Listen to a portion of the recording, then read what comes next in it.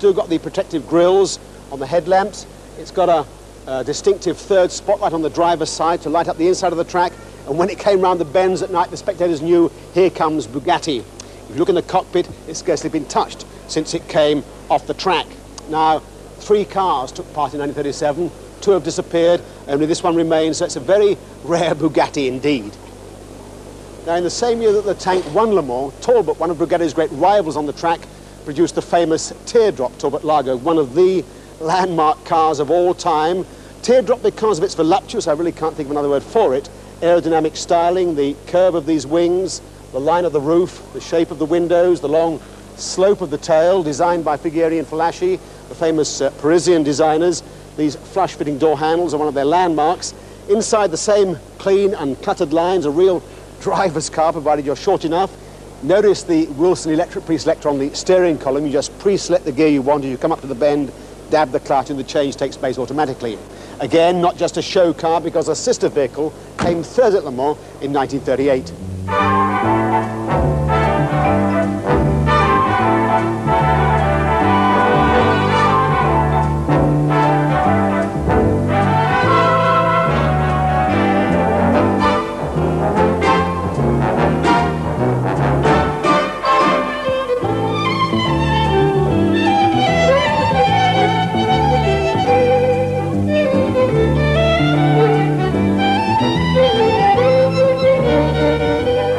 We flipped on 10 years or so from the age of opulence in cars to the age of austerity, you might say, and one of the prime thoughts in the minds of the engineers to prepare this prototype little Panhard for the 1948 Paris Motor Show was economy, how to get the most for the least. It caused a sensation then, I'm sure it would now, because it takes the teardrop philosophy of aerodynamics to the extreme. The whole car, if you like, becomes a teardrop, which is great for the coefficient of drag, but it gives you that ridiculously pointed rear end. Inside, the car looks very much like a sort of 1940s Bakelite radio set. Now, it was powered by a tiny 2-cylinder 600cc engine, out of which they squeezed a top speed of over 60 miles an hour and an economy, a remarkable economy, of 80 miles to the gallon. So although the shape may be way over the top, I'm sure there are lots of people who would argue that the figures are what we should be aiming for now in an urban car. Right, let's finish here at the Classic Car Show with a look at what is clearly something of a dinosaur, albeit a rather young one, because this aluminium monster, the Bigata as it's called, was produced in the late 40s, the same time as the Panhard, notable not only for its size, but for its fuel. It was an attempt to produce a viable, high-powered LPG-fueled car. They took a 1932 Auburn chassis, complete with its big V12 engine, so the whole thing weighs about 2 tons. They put 80 litres of fuel storage at the back end, slightly modified the engine in the way they went, and with some success. They got it up to about 120 miles an hour, and they got about 250 kilometres or so out of their 80 litres of fuel. So an amusing folly, perhaps, a dead end, but a real crowd puller when it goes to car shows. Okay, now let's jump from LPG to diesel. Here in France, diesel cars make up about 1 in 3 of all new cars sold, and the trend is rising. In the UK, it's as low as 6%. We asked Jeremy Clarkson to look into the pros and cons of buying a diesel in the UK these days. One reason for the unpopularity of diesel cars has undoubtedly been their dirty image. They're associated with dirt and muck, whether it's coming out of the exhaust or whether you're putting it in the tank. If you spill this glutenoid stuff on your hands or your feet, the smell stays with you for days. Now, petrol companies are doing something about that, not least by providing these natty little gloves. And they're putting diesel pumps in a rather more civilized area, not just in a trucker's enclave. The question is, though, is diesel's yucky image environmentally justified? Diesels are said to be cleaner than even catalyst-equipped petrol cars, meaning less acid rain and less destruction of forests. They're fuel efficient too, contributing less to global warming.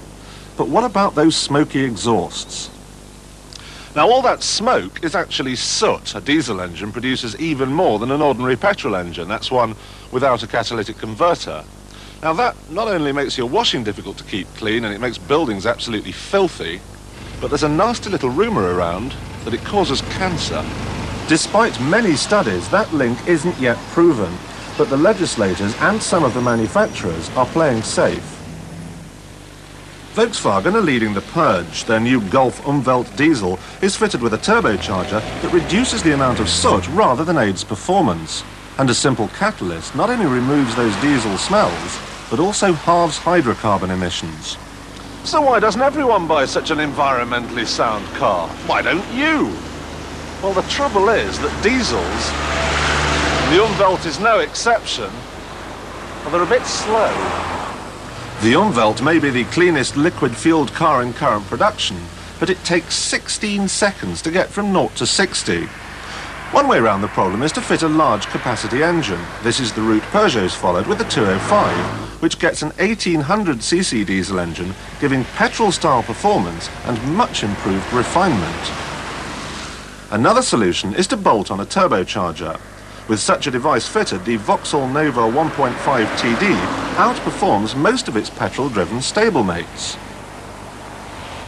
And manufacturers are up to the same tricks they've already used to extract more performance from their petrol engines.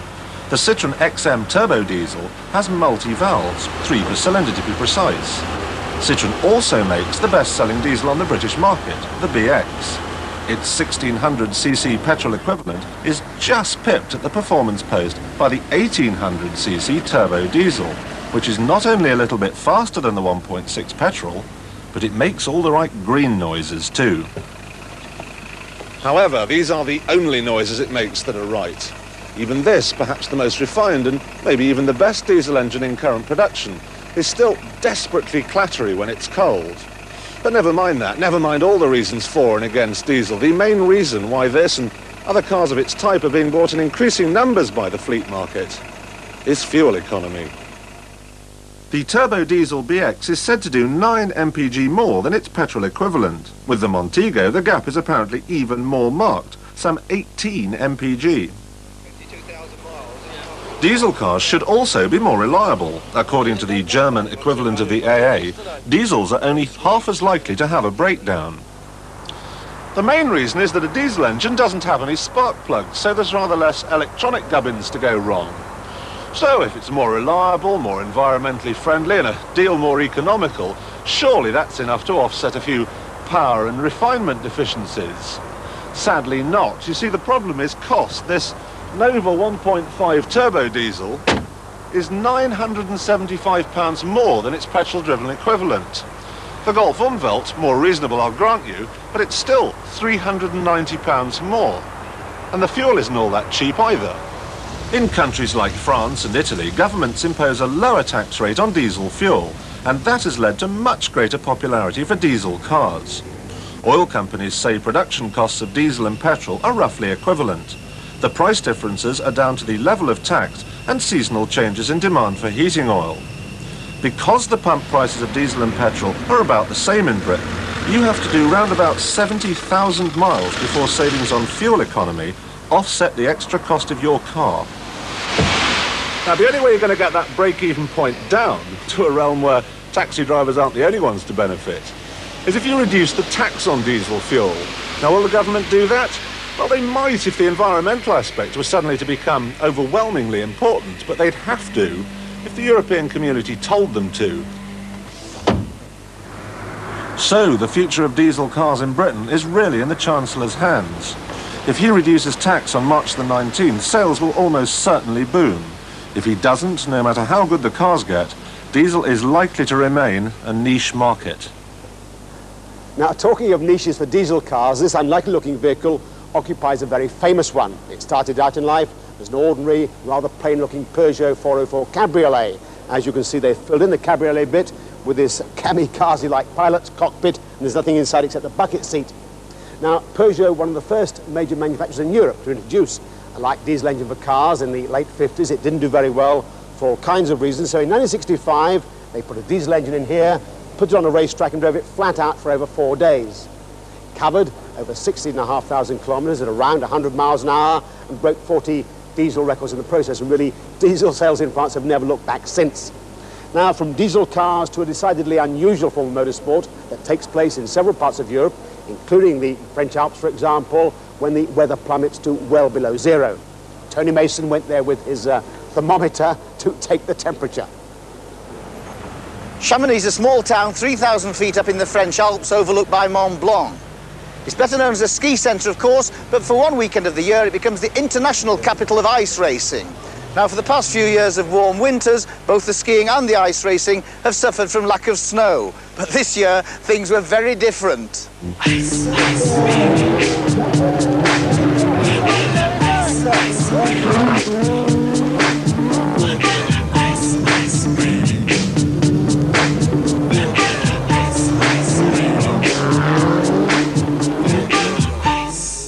Yo, man, let's get out of here.